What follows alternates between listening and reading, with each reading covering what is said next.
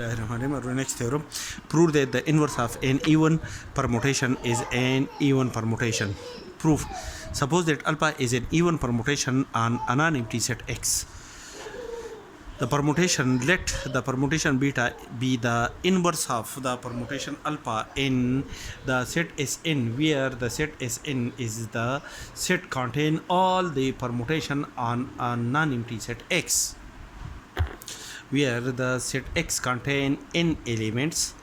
Then by definition the permutation beta is the inverse of the permutation alpha. Then by definition the product of the permutation alpha to the permutation beta gives an identity permutation on a set X.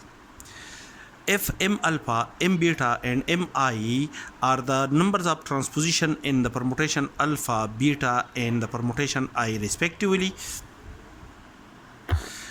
then by the previous theorem the product of the permutation alpha and beta is equal to the f alpha and beta are any two permutations such that the number of transposition in the permutation alpha is m alpha and the number of transposition in beta is m beta. Then the number of transposition in the resultant permutation upstream from the product of the permutation alpha and beta is equal to m alpha plus m beta minus 2k, where k is an element belong to the set K belong to the set contain the element 0, 1, 2, 3 up to so on. That is, the number of transposition in alpha in the result of the permutation upstream from the product of the permutation alpha and beta is m alpha plus m beta minus 2k, which is equal to the number of transposition in the identity permutation is denoted by mi,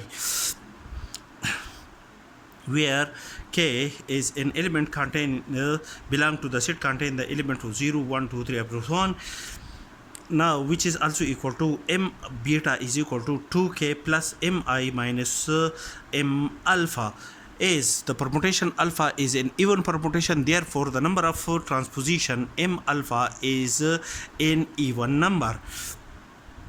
Therefore, as 2k is an even number for k belong to this set, mi the identity permutation is an even permutation. Therefore, the 2k, the number 2k, the number mi and the number m alpha all are even number. Therefore, 2k plus mi minus m alpha is an even number.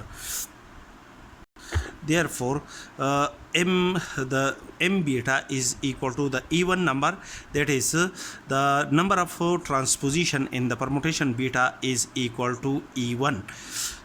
We can decide according to this equality, we can decide that the permutation beta can be expressed as a product of even number of transpositions. Hence, by definition, the permutation beta is an even permutation, because the permutation beta is equal to the product of the even number of transposition. Thus, in this case, we can decide that the inverse of an even permutation is an even permutation.